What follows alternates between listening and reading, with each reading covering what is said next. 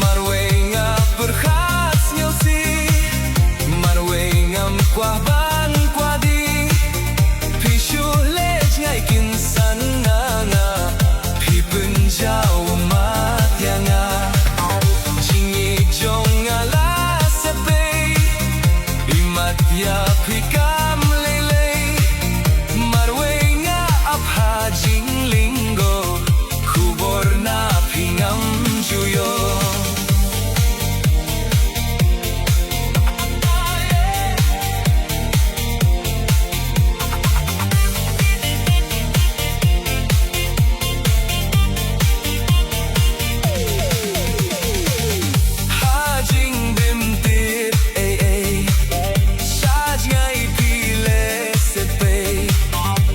Jing lui lui ka jonga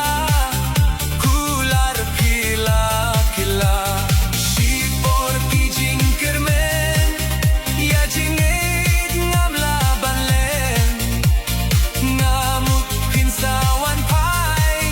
ka jingit ya ngapin ai pheu se phi shus ngap hi jar jar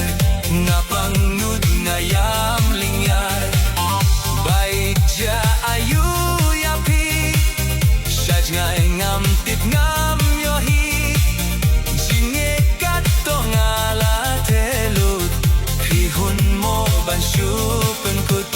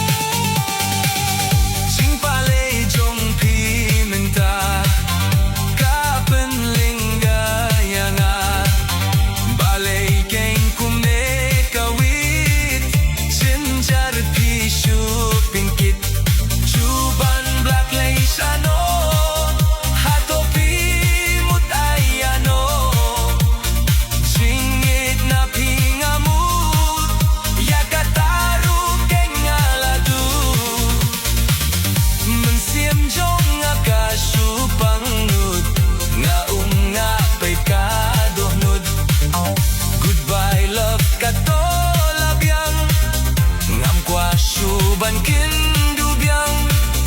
jingit balak lei tang arum gut phi hun mo ban shu